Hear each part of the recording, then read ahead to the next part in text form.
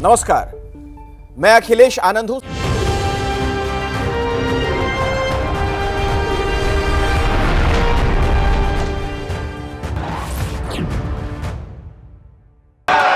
यह देश के आंतरिक और बाह्य सुरक्षा का सवाल है और यह देश की संप्रभुता पर भी प्रश्नवाचक चिन्ह है। This is a question on the sovereignty of the country and the major opposition party and the relationship between George Soros should be discussed because हम आम आदमी के लिए कटिबद्ध हैं और मैं 2 दिन से इस विषय को रख रहा हूं और हमारे लोग उस बात के लिए उद्वेलित हैं, उसकी चर्चा होनी चाहिए। Please take your seats.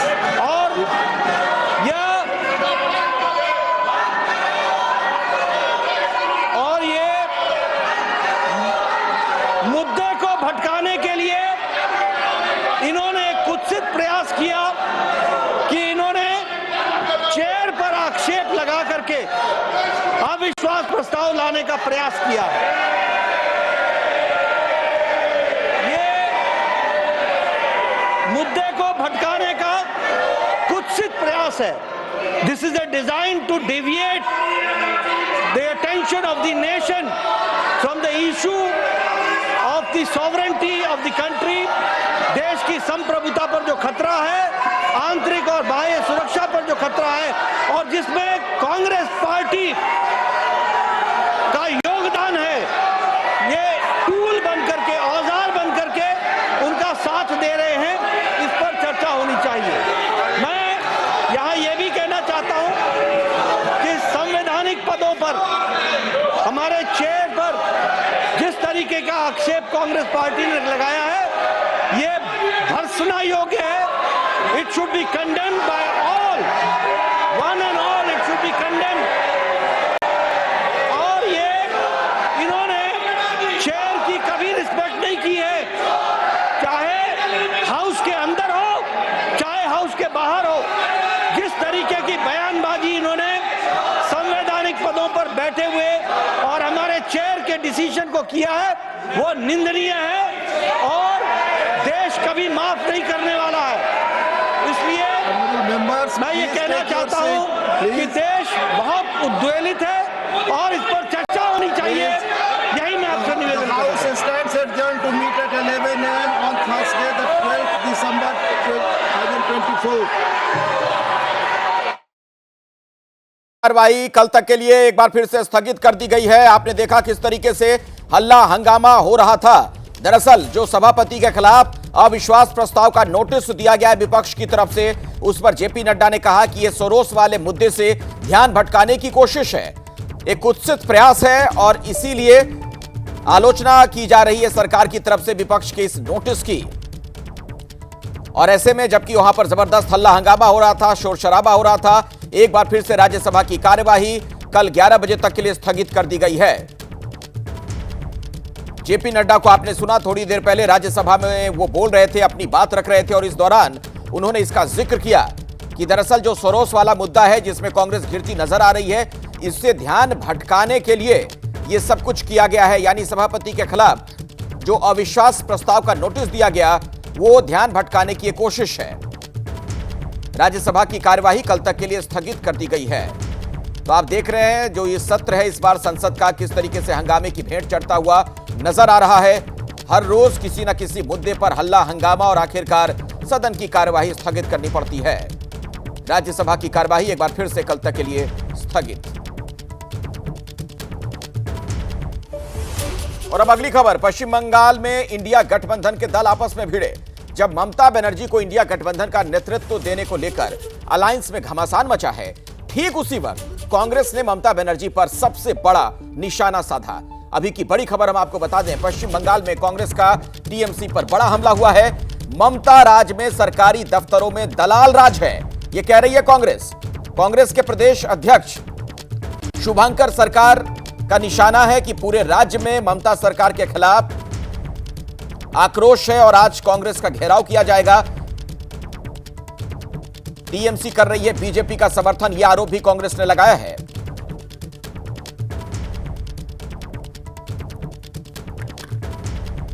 বহু সাধারণ মানুষ আছেন যারা এই রাজ্যের এই দপ্তরগুলোর ভেতরে দালাল রাজের শিকার হচ্ছেন। ওই জমির যে পর্চা তা বদল করা হয়ে গেছে, দালাল মালিক সাজিয়ে ওই জমিকে রেজিস্ট্রি করে দিয়েছে। তাই আমরা রাজ্য কংগ্রেসের পক্ষ থেকে ঠিক করেছি এই দপ্তরগুলো বিএলআর অফিসের সামনে এই কর্মসূচির কথা। तो कांग्रेस आप देख रहे हैं किस तरीके से वहां पर टीएमसी पर हमलावर है। ममता बनर्जी सरकार को लेकर, सरकार के काम को लेकर को घेरने की कोशिश की जा रही है। पश्चिम बंगाल में दलाल राज है, यह तक कह दिया गया है कांग्रेस की तरफ से। टीएमसी पर कांग्रेस का हल्ला बोल है। ये लैंड यूज अवैध तरीके से बदला जा रहा है। ममता सरकार पर यह संगीन आरोप लगाया कांग्रेस ने कि जमीन के रिकॉर्ड में छेड़छाड़ की जा रही है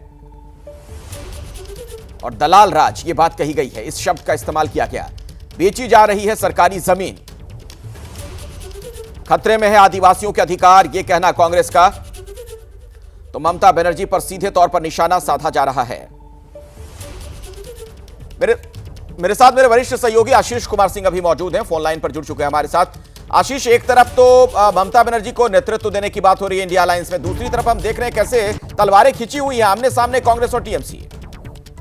या बिल्कुल, देखिए 2 रोज पहले से ही जब से तृणमूल कांग्रेस की तरफ से इस तरह की मांग उठी और खुद ममता बनर्जी ने जब इस बाबत बयान दिया कि वो इंडिया अलायंस को लीड करना चाहती है, तब से कांग्रेस के एक नहीं तमाम नेता इस बात को मुखर तरीके से कह रहे हैं कि उनके नेता कांग्रेस हैं और ममता बनर्जी की लीडरशिप को लेकर के कांग्रेस किसी भी कीमत पर आश्वस्त नहीं है। कांग्रेस ने यहाँ तक कहा, कांग्रेस के टॉप सोर्सेज ने, कि ममता बनर्जी का पैन इंडिया पूरे भारतवर्ष में फुटप्रिंट नहीं है, वो रीजनल पार्टी है और तमाम ऐसे मुद्दे हैं, चाहे वो अडानी का मुद्दा हो, चाहे तमाम दूसरे और मुद्दे जो इंडिया अलायंस संसद के अंदर उठा रहा है, उसमें तृणमूल कांग्रेस कहीं भी भागीदार नहीं है। ऐसे में तृणमूल कांग्रेस का अप्रोच भी देखा जाए तो उनको इंडिया अलायंस को लीड करने की संभावना ना के बराबर है।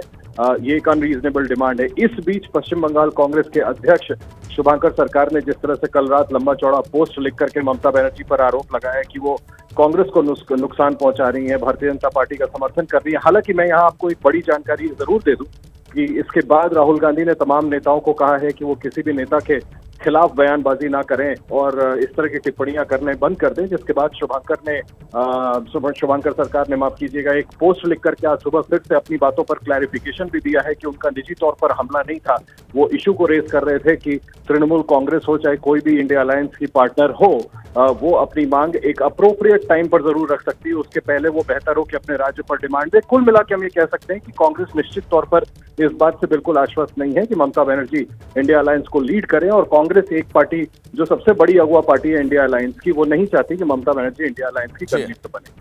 ठीक है, शुक्रिया आशीष इस पूरी जानकारी के लिए आपका। टीएमसी ने कांग्रेस के हमले पर तीखा पलटवार किया है।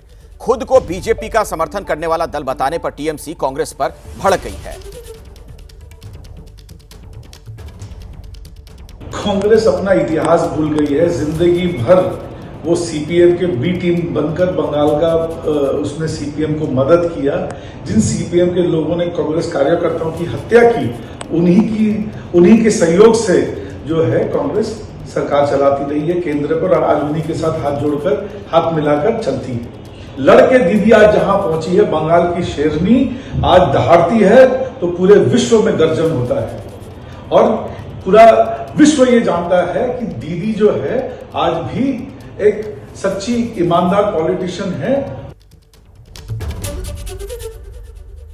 और अभी एक बड़ी खबर आ रही है, बांग्लादेश में हिंदुओं पर अत्याचार के बीच बड़ा अपडेट आपको दे दें। खालिदा जिया की पार्टी ने निकाला है भारत विरोधी मार्च।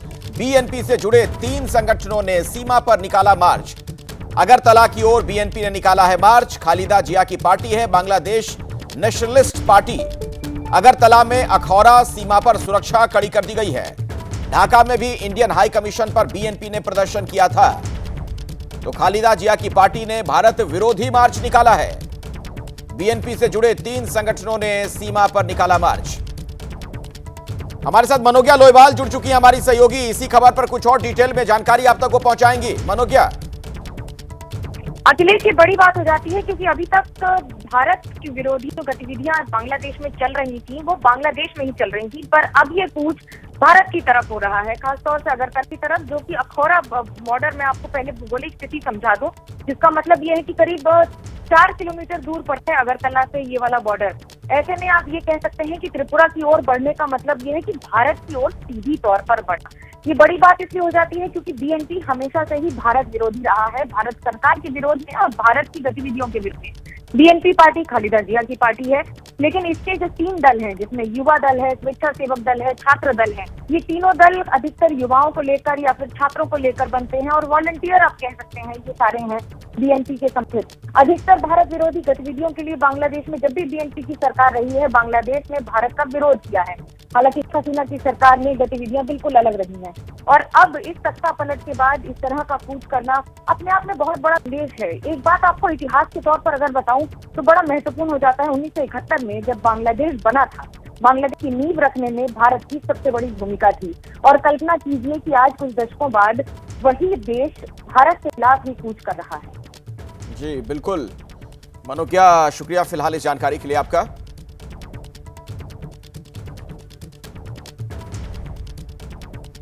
इधर दिल्ली में विधानसभा चुनाव की घोषणा होने में जरूर वक्त है, लेकिन चुनावी फिजा गरमाने लगी है। बीजेपी ने पिछले दिनों दिल्ली में अपराध की बढ़ती घटनाओं के लिए घुसपैठियों को जिम्मेदार ठहराया था। अब दिल्ली के उपराज्यपाल विनय कुमार सक्सेना ने बांग्लादेशी घुसपैठियों के खिलाफ कार्रवाई के निर्देश दे दिए हैं। उपराज्यपाल ने दिल्ली के मुख्य सचिव और पुलिस कमिश्नर को चिट्ठी लिखी। एलजी ने विशेष अभियान चलाकर 2 महीने के भीतर अवैध बांग्लादेशी प्रवासियों की पहचान करने को कहा है। घुसपैठियों के खिलाफ समयबद्ध तरीके से कार्रवाई करने के लिए भी एलजी ने निर्देश दिए हैं।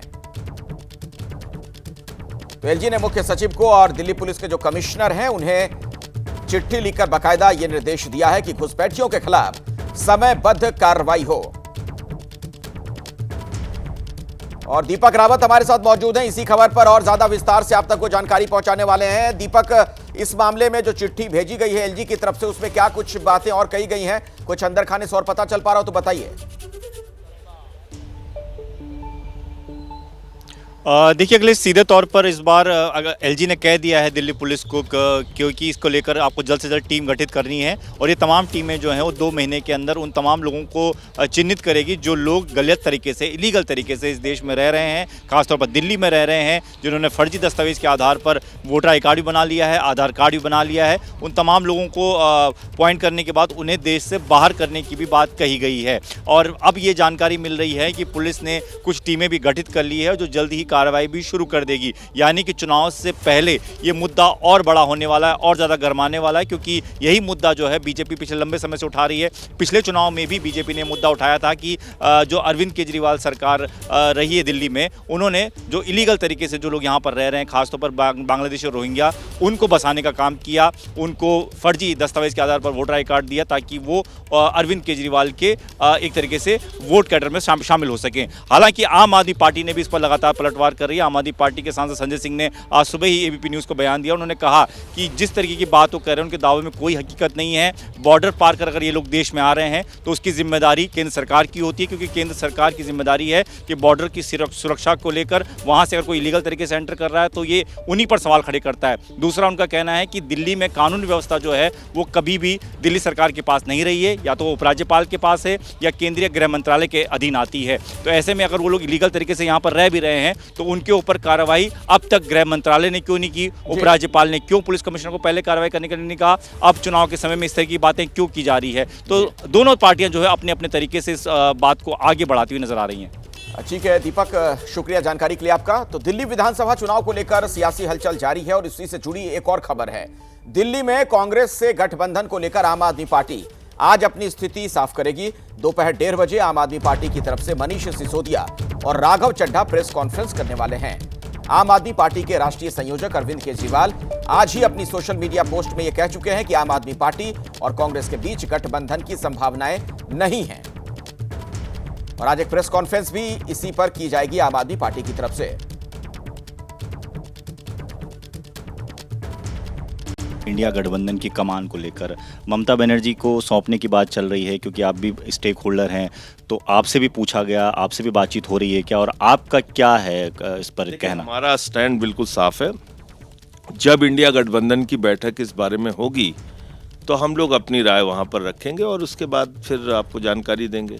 इसके बारे में अभी कोई बाहर बात करना ठीक नहीं है, समय आने पे अपनी बात। इंडिया गठबंधन की प्रेस कॉन्फ्रेंस अविश्वास प्रस्ताव पर होगी। यह प्रेस कॉन्फ्रेंस आपको बता दें 3 बजे प्रेस कॉन्फ्रेंस खड़गे करेंगे।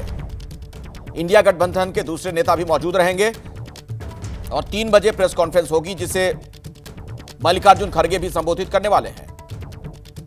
तो इंडिया गठबंधन की तरफ से यह प्रेस कॉन्फ्रेंस की जाएगी।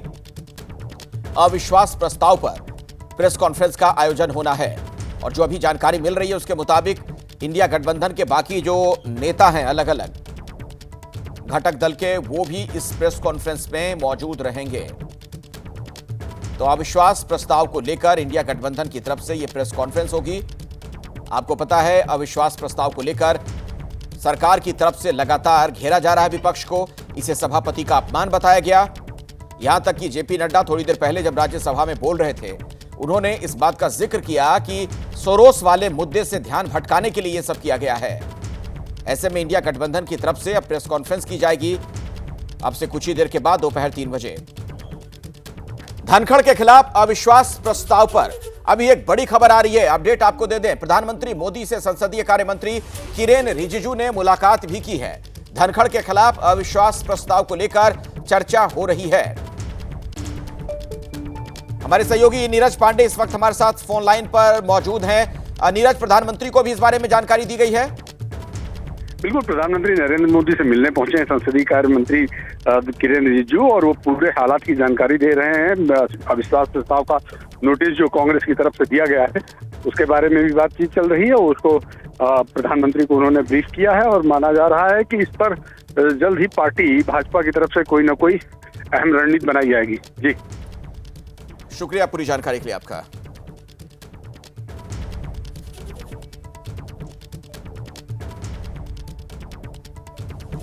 और धनखड़ के खिलाफ अविश्वास प्रस्ताव पर अभी की बड़ी खबर मैं आपको बता दूं, प्रधानमंत्री मोदी से संसदीय कार्य मंत्री किरेन रिजिजू की मुलाकात हुई है। धनखड़ के खिलाफ अविश्वास प्रस्ताव को लेकर चर्चा की जा रही है। तो प्रधानमंत्री से मुलाकात हुई है किरेन रिजिजू की और चर्चा की जा रही है इसी नोटिस को लेकर। सभापति के खिलाफ जो नोटिस दिया गया है, अविश्वास प्रस्ताव का नोटिस, उसी को लेकर प्रधानमंत्री को जानकारी दी जा रही है। सरकार का बार बार यही कहना कि दरअसल यह सब कुछ सोरोस के मुद्दे से ध्यान भटकाने के लिए किया जा रहा है। थोड़ी देर पहले सदन में जेपी नड्डा भी अपनी बात रख रहे थे और अब इस पूरे मामले में ब्रीफ किया जा रहा है प्रधानमंत्री को। जगदीप धनखड़ के खिलाफ अविश्वास प्रस्ताव का नोटिस दिया है विपक्ष ने।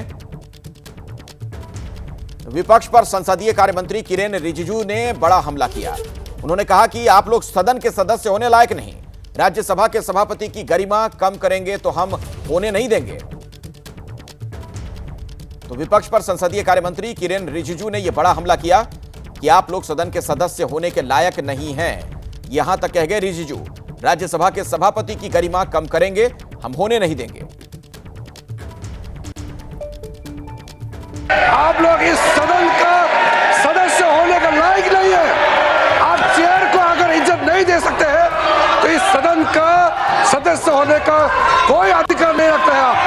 हम लोग सब कसम खा के आए हैं, शपथ लेके आए हैं, इस सदन का सदस्य का और सरकार में मंत्री के रूप में हमने शपथ खाए हैं इस देश का सोवरेनिटी का, इस देश का यूनिटी को रक्षा रखने के लिए हम शपथ लेके आए हैं। उपराष्ट्रपति का पद को, उपराष्ट्रपति का गरिमा को अगर आप लोग अटैक करेंगे तो हम बिल्कुल बचाव करेंगे और आप लोगों का जो इंटेंशन है इसको हम कामयाब नहीं होने देंगे।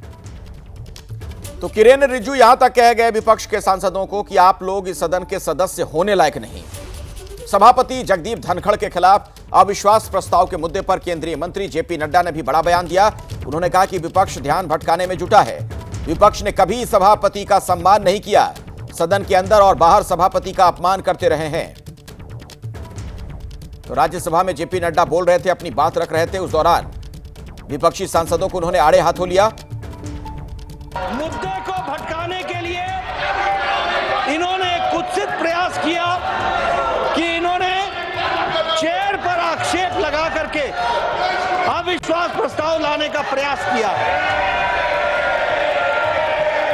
ये मुद्दे को भटकाने का कुत्सित प्रयास है। संवैधानिक पदों पर हमारे चेयर पर जिस तरीके का आक्षेप कांग्रेस पार्टी ने लगाया है, ये भर्त्सना योग्य है। It should be condemned by all, one and all, it should be condemned. और ये इन्होंने चेयर की कभी रिस्पेक्ट नहीं की है, चाहे हाउस के अंदर हो चाहे हाउस के बाहर हो।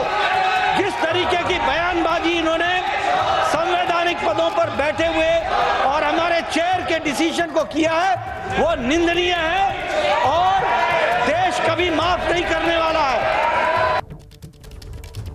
और अब अगली खबर, घुसपैठियों के खिलाफ दिल्ली पुलिस का एक्शन सामने आया है। दिल्ली के कालिंदी कुंज में बांग्लादेशी घुसपैठियों पर एक्शन हुआ है।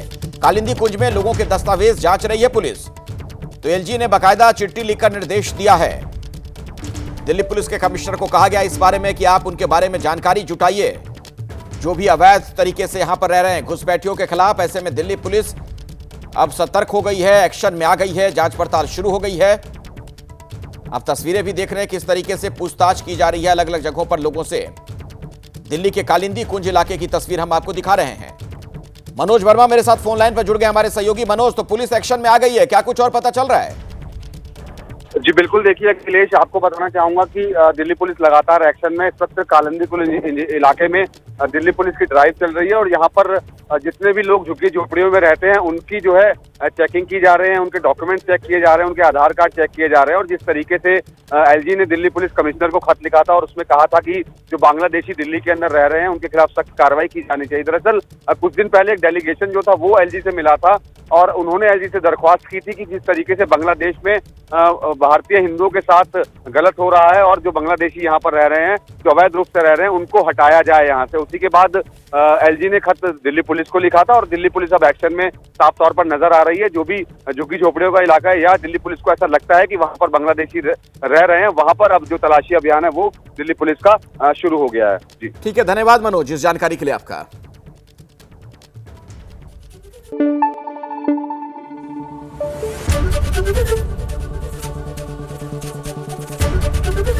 एबीपी न्यूज आपको रखे आगे।